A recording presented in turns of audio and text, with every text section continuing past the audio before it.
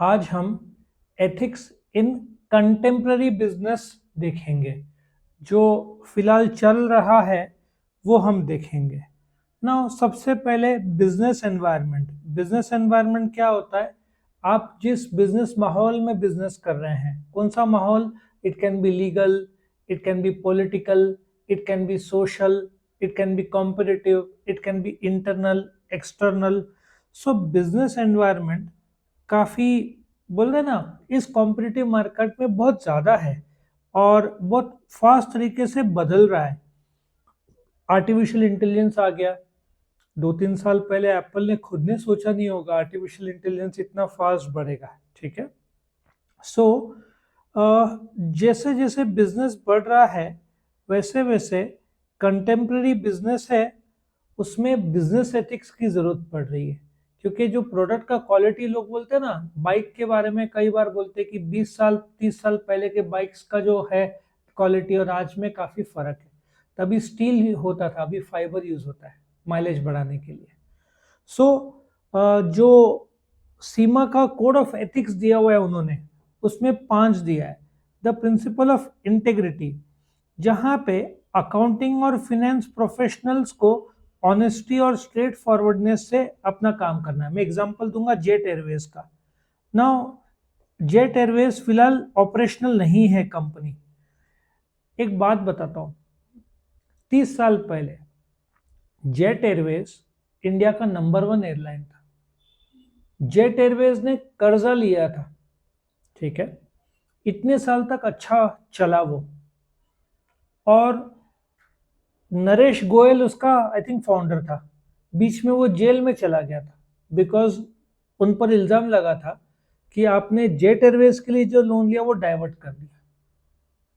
तो अकाउंटिंग और finance professionals के बारे में क्यों कहा जा रहा है कि ये एक बड़ा स्कैम, या जो प्रॉब्लम्स जेट एयरवेज में था कब बाहर निकला कि आपको हर 3 महीने में स्टॉक एक्सचेंज को बताना पड़ता है आपका प्रॉफिट कितना हुआ है। ठीक है। जो लास्ट डेट थी, जो जेट एयरवेज ने बोला था इस डेट को हम देंगे, वो डिले हो गया। शेयर मार्केट में जेट एयरवेज का शेयर्स क्रैश हो गया क्योंकि अकाउंटिंग और फाइनेंस प्रोफेशनल दे नहीं पाए। क्यों नहीं दे पाए? क्योंकि फ्रॉड हुआ था। इसी प्रकार से एक सत्यम करके कंप्यूटर कंपनी थी, उन्होंने बुक्स ऑफ अकाउंट्स में दिखाया था 5,000 करोड़। उनका ऑडिटर भी जवाबदार है। ये स्कैम चलता रहा। 5,000 करोड़ हाथ में कैश है, मतलब बहुत बड़ी कंपनी होगी। उनके पास सिर्फ थे 60 करोड़। तो जिस महीने वो पगार नहीं दे पाए तो ये पूरा स्कैम बाहर आ गया। जो सत्यम का शेयर का दाम 500 रुपए है वो 18 रुपए में आ गया और कुछ ही महीने में कंपनी बिक गई। खरीदा महिंद्रा ने 58 रुपीज पर शेयर में। ये हालत हो गया सत्यम का। फिनेंस और अकाउंटिंग प्रोफेशनल्स का फ्रॉड है ना। आप 5,000 करोड़ कैश दिखा रहे, कैश है ही नहीं, सीधी बात है। दूसरा, the principle of objectivity. This principle requires accounting and financial professional to stick to their professional and financial judgment. Now, again, Byju's के आई थिंक जो ऑडिटर है, सीए, जो ऑडिटर फर्म है जो चेक करते हैं अकाउंट्स, बायजूस के अकाउंटेंट बनाएंगे। चेक कौन करेगा? ऑडिटर करेंगे। तो ऑडिटर ने रेजिग्नेशन दे दिया कि हम नहीं करना चाहते। हो सकता है कुछ इंफॉर्मेशन उनको पूरा ना मिला हो। सो बोलने का तात्पर्य कि जब एक अकाउंटेंट हिसाब रख रहा है तो ऑब्जेक्टिविटी और प्रैक्टिकल रहना जरूरी है। जब ऑडिटर को ही नहीं मिल रहा है इसका मतलब कुछ तो अकाउंट्स में गड़बड़ी हुआ है। तो ऑब्जेक्टिविटी मतलब, आप देखो, अकाउंट्स एक नंबर का सब्जेक्ट है जिसमें आपका सेल्स कितना हुआ है, प्रॉफिट कितना हुआ है, नंबर दिखना चाहिए। जब आप जनरल बात करते हैं तो वो अकाउंट्स नहीं रह जाता। आप कमेंट कर सकते हैं नंबर्स पे। तो अकाउंटिंग और फाइनेंस प्रोफेशनल्स को अपना काम क्या है? आप नंबर दो, जजमेंट बाद में आएगा। लेकिन नंबर ही नहीं दे रहे, कुछ तो गड़बड़ी हो रही है इसका मतलब। बिजनेस एथिक्स बोलता है आप हिसाब किताब ईमानदारी से करो। तीसरा, the principle of confidentiality. This principle requires practitioners of accounting and financial to refrain from disclosing confidential information. Now, एक कंसेप्ट है जहां पे, लेट अस टेक, में मारुति का अकाउंटेंट, क्वार्टरली अकाउंट्स देना पड़ता है। अप्रैल में, जून का जुलाई में, ठीक है। सो ऐसा सोचो, अक्टूबर नवंबर दिसंबर का कब अकाउंट देना पड़ेगा? जनवरी में, क्वार्टरली, 3 महीने का। अब मुझे 3 महीने में प्रॉफिट पता चल गया है कि सपोजिटली 1000 करोड़ था, अभी 1500 करोड़ हो गया। अब मैं क्या करता हूं? शेयर बाजार को अभी इन्फॉर्म नहीं किया है, मैं अकाउंटेंट हूं, मैंने फटाफट शेयर्स खरीद लिए, क्योंकि जब पता चलेगा शेयर मार्केट को कि प्रॉफिट बढ़ गया तो शेयर का दाम बढ़ेगा। तो मैंने क्या किया? इंटरनल ट्रेडिंग कर दिया। बेनिफिट किसको मिलेगा? मुझे मिलेगा। मैं अकाउंटेंट हूं, मुझे प्रॉफिट पता है, दुनिया को नहीं पता, अभी तक पब्लिक को रिवील नहीं किया है। तो चुपके से मैंने शेयर्स खरीद लिए, और फिर जब शेयर मार्केट को बताया गया, मार्केट को पता चला, तो शेयर मार्केट का दाम बढ़ गया। लॉजिक समझा? You are an accountant, you know 1000 crore का प्रॉफिट पिछले 3 महीने में था, अभी 2000 करोड़ हुआ है, पब्लिक को नहीं पता, तू चुपके से शेयर्स खरीद लेती है। किसका? मारुति का। अब जैसे ही स्टॉक मार्केट को 4 दिन बाद बताया जाता है, स्टॉक मार्केट लोग को बताता है, लोग फटाक से शेयर का दाम बढ़ जाता है। तूने कम दाम में खरीदा, अब दाम बढ़ गया, फायदा किसका हुआ? अकाउंटेंट का। ये इलीगल है, कर नहीं सकते कंपनी के अकाउंट। उनका काम है, आपको प्रॉफिट पता है, पब्लिक को मत बताओ, नहीं बता सकते ऐसे, कॉन्फिडेंशियलिटी रहता है। और आप खुद भी चुपके से शेयर नहीं खरीद सकते ऐसे, इसके कायदे हैं। 25 करोड़ रुपए जितना फाइन हो सकता है। आया समझ में? Next, the principles of professional competence और ड्यू केयर। मैं एक एग्जांपल लेता हूं। अभी फिलहाल अनिल धीरूभाई अंबानी ग्रुप के एक कंपनी पर इल्जाम लगा कि जो पैसा उनको मिला वो उन्होंने अपने दूसरे एंटाइटीज को कर्जे में कर्जा दिया, और उनको कर्जा दिया जिनका रिपेमेंट कैपेसिटी नहीं था, तो वो लोग रिपे नहीं कर पाए, ये लॉस में चले गए। तेरा एक संस्था है, ठीक है, बैंक के तरह, तूने मुझे कर्जा दिया, नोइंग में रिपे नहीं कर सकता, तो तेरा क्या हो जाएगा? कर्जा लॉस हो जाएगा। यही हुआ।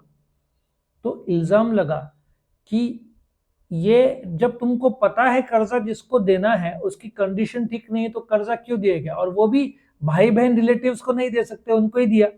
अनिल धीरूभाई अंबानी कंपनी के ग्रुप को दिया गया जो वीक थे। तो प्रोफेशनल अकाउंटेंट और फाइनेंस वालों ने हाँ बोलना ही नहीं चाहिए था। लॉजिक समझ में आ रहा है? आपकी जवाबदारी बनती है। The principle of professional behaviour. The principle requires accounting and professional to comply. सीधी बात है, लॉज एंड रेगुलेशंस मानना बहुत जरूरी है। कितने सारे कंपनीज पर इल्जाम लगता है कि फंड्स डाइवर्ट किया है तुमने out of country. Vijay Mallya पर इल्जाम लगा, ये अकाउंटेंट भी तो साथ में थे, अकाउंटेंट भी तो साथ में होंगे फ्रॉड के टाइम में। जब आप फंड्स डाइवर्ट कर रहे हो तो अकाउंटिंग एंट्रीज तो हुए रहेंगे, उसके बिना तो डाइवर्ट नहीं हो सकता। इसका मतलब तुम्हारा जवाबदारी है प्रोफेशनल बिहेवियर। अभी इंडिया का कायदा कानून है, तुमको अमेरिकन शेयर मार्केट में निवेश करना है तो 50 लाख तक कर सकते हो, उससे ज्यादा नहीं। कायदे हैं। आपने 1 करोड़ कर दिया, लॉजिक समझ में आए? वो इलीगल होता है ना। तो ऐसे जब आपको पता है कायदे कानून है। अच्छा, फॉरेन से जब गोल्ड लेकर आते हैं, एक आदमी 50,000 रुपए तक गोल्ड ला सकता है, एक औरत 1 लाख रुपए तक, ये कायदा है। इसके ऊपर अलाउड नहीं है, तो अलाउड है लेकिन टैक्स भरना पड़ेगा। आप लेकर आते हो, गवर्नमेंट को बताते नहीं हो, फ्रॉड किया ना अपने गवर्नमेंट के साथ। तो अकाउंटेंट का काम है प्रोफेशनल बिहेवियर ईमानदारी से बताना, जो भी है, मतलब कायदे कानून को फॉलो करने की जवाबदारी है। और कंटेम्प्रेरी बिजनेस में सबसे इंपॉर्टेंट क्या है? ऑनेस्टी। आप ईमानदारी से सारे डीलिंग्स बता रहे हो, कोई छुपा नहीं रहे हो, किसी को धोखा नहीं दे रहे हो, कोई भी कमी नहीं रख रहे हो। सामने वाले को जो भी जैसे कब बेचूंगा, कितने में बेचूंगा, क्या डिस्काउंट होगा, क्या प्राइसिंग होगा, क्या एक्सचेंज रेट होगा, क्लियर बता रहे हो, बाद में कंट्रोवर्सी ना हो। ये ईमानदारी की बात है, ऑनेस्टी। इंटीग्रिटी की बात क्या है कि जब आपको सामने वाला ऑफर कर रहा है कि भाई परचेज डिपार्टमेंट को कि 50 रुपए की वस्तु 70 रुपए लगा, 20 रुपए में, 10 रुपए तेरा, 10 रुपए मेरा। लॉजिक समझ में आ रहा है? You are in the purchase department. मैं बोलता हूं, मैं तेरे को कंपनी खरीद रही है तू मेरे से, मैं 50 का बोल रहा हूँ, 70 रुपए लगा, तू मुझे कितना देगी? 70। दाम कितना था? 50। मैंने कितना एक्स्ट्रा लिया? 20 रुपया। लॉस किसका हुआ? कंपनी का हुआ। कितना 20 रुपए का लॉस हुआ ना, मेरा फायदा एक्स्ट्रा 20 रुपए हुआ, तो मैंने तेरे को घर पे 10 रुपए दे दिया, मैंने खुद ने 10 रुपए रख दिए। धोखा किसके साथ हुआ? कंपनी के साथ हुआ। सो इंटीग्रिटी ये होता है कि जब क्लियर कट अकाउंट डिपार्टमेंट और परचेज और कोई भी बोलते नहीं 50 रुपीज है तो उसके ऊपर 1 रुपया नहीं, क्योंकि वो करप्शन हो जाएगा ना उसमें। तुम ईमानदारी से फॉलो कर रहे हो। तीसरा, प्रॉमिस कीपिंग एंड ट्रस्टवर्दीनेस। जैसे मैंने बताया, आपको टाइमली अकाउंट्स बनाना है, उसमें कंपनीज एक्ट के कायदे हैं, ठीक है, ऑडिट के कायदे हैं, सेबी के कायदे हैं, स्टॉक मार्केट के कायदे हैं, जीएसटी के कायदे हैं। आपका जवाबदारी है कि आप टाइमली रिकॉर्ड्स रखो, ट्रस्टवर्दी रिकॉर्ड्स रखो। कितने सारे कंपनीज में गवर्नमेंट रेट डालता है कि फ्रॉड हुआ है, इसका मतलब कुछ तो घोटाला या धोखाधड़ी कंपनी कर रहा है। सो तुम्हारी जवाबदारी की ईमानदारी से रखो। Next, loyalty. What is loyalty? अभी एक एग्जांपल लेता हूँ। गूगल में सेल्फ ड्राइविंग कार्स उन्होंने कोशिश किया था बनाने का, उसका एक एग्जीक्यूटिव छोड़ के गया, दूसरे कंपनी में ज्वाइन किया, उसने वो सीक्रेट्स गूगल के दूसरे कंपनी को दे दिए। गूगल ने उस एम्प्लॉय पर केस कर दिया कि जब तुमने ये डेवलप किसने किया था? गूगल ने किया था। वो सीक्रेट्स दूसरे को दे सकते थे? नहीं, तो उसने दिया। तो लॉयल्टी मतलब जब तुम जिसके साथ काम कर रहे हो, तुमको पता है इस कंपनी के सीक्रेट्स क्या है, तुम कहीं और जाकर ये सीक्रेट थोड़ी शेयर कर सकते हो। लॉयल्टी मतलब वफा। तुम कंपनी के साथ धोखा कैसे करोगे? Next, fairness. फेयरनेस क्या होता है कि तुम डीलिंग्स बराबर कर रहे हो, तुम मन मर्जी के हिसाब से रेट नहीं लगा रहे हो, तुम छोटा मोटा धंधा है उसका पेमेंट डिले नहीं कर रहे हो। कुछ कंपनीज इतना प्रैक्टिकली करेक्ट फॉलो करती है कि 2 महीने का हम आपसे उधारी लेंगे, बट एग्जैक्टली 2 महीने बाद 1 तारीख को आपको पेमेंट हो जाएगा। ऐसा नहीं कि किसी को तड़पा तड़पा के देना। कुछ कंपनीज जैसे इन्फोसिस, ये सब बहुत टाइमली पेमेंट करते हैं। रिलायंस, इनका ब्रांड है, ये लोग कभी भी ऐसे डिले नहीं करेंगे पेमेंट का। Concern for others. Ethical executives जो है आर केयरिंग, कंपैशन। सिंपल सी बात है, जब तुम बिजनेस करते हो तो ultimately you are concern about others. इसलिए कई बार कायदा हो ना हो, सेफ्टी हेलमेट्स, गॉगल्स, ये फैक्ट्रीज एक्ट 1948 में दिया हुआ है, बट उसके बिना तुम एम्प्लॉय को जितना कंफर्टेबल रख सकते हो उतना रखते हो। They are happy at the work place, ठीक है। Respect for others. अभी ethical executive demonstrate for autonomy, ये तो तुम खुद भी लिख सकते हो, उसमें कोई प्रॉब्लम नहीं है। अभी जैसे वॉल्ट डिज्नी में सिखाया जाता है कि कोई भी कस्टमर आए वो खुशी के लिए आए, वो भले ही तुम्हारे साथ तुमको धक्का दे या तुमको ऐसा ट्रीट करे कि तुमको अच्छा ना लगे, but you always smiling face रखो, you always treat them well. Hotel में भी सिखाया जाता है। एरोस्टेस को कितना दिक्कत आता है एरोप्लेन में, कुछ लोग छेड़ देते हैं, ऐसा भी हुआ है, बट इनको प्रोफेशनली ट्रीटमेंट देने को कहा जाता है। आया समझ में? Law abiding. कोई भी एथिकल एग्जीक्यूटिव्स को सिर्फ कायदे बहुत है। कंपनीज एक्ट 2013 है, इनकम टैक्स एक्ट 61 है, जहाँ पे तुमको डेटा करेक्ट देना पड़ता है। सेबी के गाइडलाइंस है, स्टॉक मार्केट के गाइडलाइंस है, तुमको सारे एडवर्टाइजिंग के गाइडलाइंस है। तुम एडवर्टाइजमेंट में दूसरे कंपनी को डाउन क्यों कर रहे हो? तुम अपना देखो। इसलिए तुम टोयोटा की गाड़ी देखने जाओगे ना, तुमको टोयोटा इनोवा क्रिस्टा चाहिए, तुम जैसे बोलते हो पर ये तो महंगा है, मारुति अर्टिगा सस्ती है, वो बोलेगा बट हमारे गाड़ी में ये फीचर्स है। वो मारुति की बुराई नहीं करेगा एग्जीक्यूटिव, क्योंकि उनको ट्रेन किया जाता है कि आप सिर्फ टोयोटा की बात करो, कॉम्पिटिटर के पास जो है वो उनका है। वो ऐसा नहीं बोलेगा मारुति कंपनी में ये नहीं है, ऐसा नहीं बोलेगा। वो बोलेगा हमारे कंपनी में ये है। मतलब आप दूसरे कंपनी को भी डाउन नहीं कर रहे हैं। कस्टमर तो नाम लेगा ही ना कॉम्पिटिटर का, लेकिन नहीं, एग्जीक्यूटिव को बोला गया है तुम दूसरे कंपनी को डाउन मत करो, तुम अपना प्रमोट करो। Next, commitment to excellence. Ethical executives जो है वो अपना काम पूरे ईमानदारी से करते हैं और वर्ल्ड क्लास करते हैं। Leadership. Ethical executives are aware of the leadership जो उनको प्रोवाइड करना है। In short they are positive role models. वो लोग ऐसा कोई भी काम नहीं करेंगे, ठीक है, जो गलत हो। मैंने एक अभी नेटफ्लिक्स में एक IC-814 का देखा सीरीज, जो प्लेन हाईजैक हुआ था। उसमें कुछ मीडिया जो हाउस है उसमें बहुत एक औरत ने एथिकल फॉलो किया कि उनको मीडिया वालों को कुछ सीक्रेट न्यूज आ जाते हैं, उसने बोला हम ये नहीं छापेंगे क्योंकि इससे देश का नुकसान हो सकता है, कि गवर्नमेंट सीक्रेट मीटिंग कर रहा है टेररिस्ट, मतलब जो एरोप्लेन में हाईजैक हुए हुए लोग को छुड़ाने के लिए।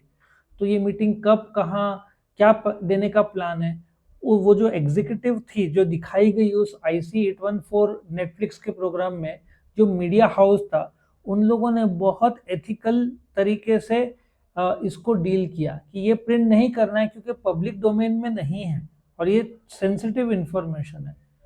जब मुंबई ताज होटल में अटैक हुआ था तो ये लोग लाइव दिखा रहे थे, लाइव दिखा के टेररिस्ट इन दूसरे देश को पता चल जाता है ना। तो अभी देखो गवर्नमेंट ने, कोर्ट ने भी बैन लगा दिया, तुम लाइव ऐसे शूट नहीं कर सकते जब मिलिट्री ऑपरेशंस चालू है। ये मीडिया हाउस की जवाबदारी है एथिकल बिहेवियर, कि तुम मिलिट्री का सीक्रेट लेआउट और मिलिट्री के लोगों का फोटो क्यों दिखाना न्यूज चैनल में, वो सब प्राइवेट रहता है। तुमको पता है कोई भी मिलिट्री आदमी खुद का फोटो नहीं रख सकता अपने मोबाइल में, कायदा पता है। दुश्मन को पता चल जाएगा ना मिलिट्री का है, ये लोग फोटो ऐसे खिंचवा नहीं सकते, मतलब दे कैन नॉट फेसबुक में अपलोड नहीं कर सकते। मिलिट्री का सपोजिटली एक सूबेदार है या मेजर है, वो फेसबुक में अपना फोटो डाल रहा है कि मैं मेजर हूं, उस पर केस हो जाएगा। अलाउड ही नहीं है, फोटो भी रखना अलाउड नहीं है ऐसा। इनफैक्ट फोटो तो जाने दो, 50-55 ऐप ही अलाउड नहीं है इनको। फेसबुक अलाउड नहीं है, इंस्टा अलाउड नहीं है, लोग रख ही नहीं सकते ऐप। आया समझ में? क्योंकि पता चल जाता है ना दुश्मनों को कि ये मिलिट्री का आदमी है, और फिर उससे सेंसिटिव इंफॉर्मेशन निकाला जा सकता है रिश्वत देके। रेपुटेशन, मोरल, एथिकल एग्जीक्यूटिव्स की जवाबदारी है कंपनी का रेपुटेशन, मोरल सब अच्छे तरीके से रखे, और accountable. Ultimately ethical executives are accountable not only to the company but to the country also. तुम दूसरे देश को सीक्रेट्स बेच रहे हो, अपने जो रॉकेट का है ना उसमें से, या कोई दूसरे देश में लीक करने का था कि तुमने दूसरे देश को बेच दिया पैसों के लिए, तो ये सब तुम अकाउंटेबल हो, तुम जवाबदार हो। कुछ गड़बड़ी हुआ तो तुमको कीमत चुकाना पड़ेगा। डॉक्टर्स भी तो जवाबदार है, कोई पेशेंट यदि कुछ कम ज्यादा हो जाता है तो डॉक्टर्स पूरे तरीके से जवाबदार है कि उन लोगों ने लापरवाही नहीं रखी थी तो दे विल से हमने ईमानदारी से फॉलो किया। अभी जो कलकत्ता में हुआ था ना, औरत के साथ बुरे कर्म हुए थे, तो सवेरे का और FIR रात को दर्ज किया। डॉक्टर की जो वहां का हेड था उसकी जवाबदारी थी तुरंत FIR दर्ज करे।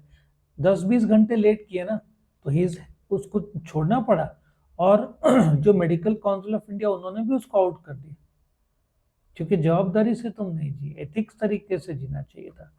तो इस प्रकार से ये एथिक्स इन कंटेम्प्रेरी बिजनेस का क्वेश्चन था। वीडियो पसंद है तो लाइक करना, फ्रेंड्स के साथ शेयर और चैनल को सब्सक्राइब। Thank you.